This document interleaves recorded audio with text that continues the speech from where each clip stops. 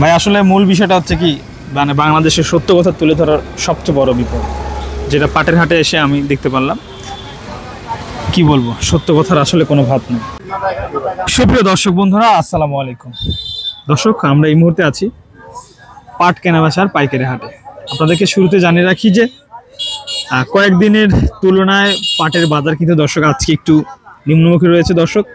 এবং আমরা যে হাটে আছি এটা হলো আতাইকুলার হাট, সাপ্তাহিক হাট। সুপ্রিয় দর্শক বন্ধুরা, এই হাটে কেমন দামে পাট কেনা চলছে সেটা জানিয়ে দেবো। তার আগে আমরা সরাসরি এখানে বেচা বিক্রি চলছে সেই দৃশ্য আপনাদেরকে দেখাচ্ছি দর্শক। দরদাম হচ্ছে,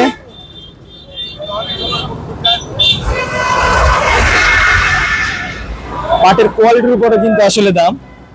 কাকু দর্শক, এটি হলো মোটামুটি ভালো কোয়ালিটির পাট। এই পাটটা বেচা বিক্রি হয়ে গেছে। ভাই কয় মন ছিল? ভাই কয় মন ছিল? কত কত বিক্রি হলো ভাই? 25 কেজি। কত বিক্রি হলো?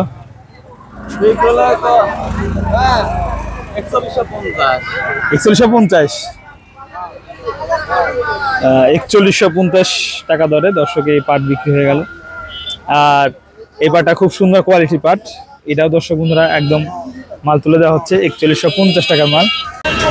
প্রিয় দর্শক, আসলে আমরা হাটে এসে ভিডিও বানানো অনেকটাই সমস্যার সম্মুখীন হচ্ছি, কারণ ব্যবসায়ীরা কথা বলছে না, প্লাস কৃষকরা কথা বলতে চায় না, ভয় পায়। এবং ব্যবসায়ীরা বিশেষ করে কথা বলছে না কারণ তারা মনে করে যে আমরা নাকি পাটের দাম কমাচ্ছি। যাই হোক, আপনারা জানেন যে স্টক পাটি উঠে যাওয়ার কারণে দামটা অনেকটা কমে গেছে। পাটের বাজার 100, 200, 150 টাকা প্রতি মনে। আর আজকের বাজারে আসলে কোয়ালিটি ভেদে সর্বনিম্ন পাটের বাজার আছে 4000, সর্বোচ্চ 4150 টাকা, অর্থাৎ 4150 টাকা পর্যন্ত আজকে পাট কিন্তু কেনাবেচা চলছে। আপনাদেরকে দর্শক বন্ধুরা আমরা দেখাবো এবং দাম জানানোর চেষ্টা করছি। এই যে আমাদের ভাই, মোটামুটি এটা মাজরা কোয়ালিটির পাট। কত লিট ভাই? 100, মানে 4100 টাকা দরদাম হচ্ছে দর্শক। এবং এখানে কিছু পাট রয়েছে, আমরা দেখি কেমন দাম হয়।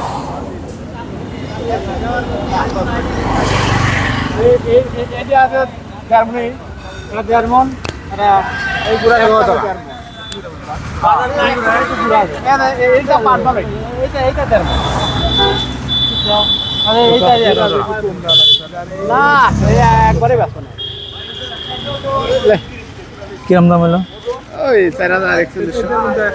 4140, অর্থাৎ 4150 টাকা পর্যন্ত কিছু হয়েছে, মানে 1.5 মণ, আর কিছু হয়েছে 4100 টাকা দর্শক দেখতে পাচ্ছেন।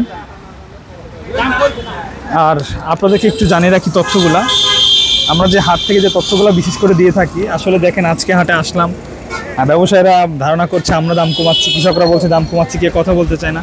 সর্বোপরি একটা বিষয় আমি লক্ষ্য করলাম, আসলে সত্য তুলে ধরা আসলে বাংলাদেশে এটা সবচেয়ে বড় সমস্যা। এই জন্য ম্যাক্সিমাম ভিডিও আমি ঘরে বসে মানে বানানোর চেষ্টা করি।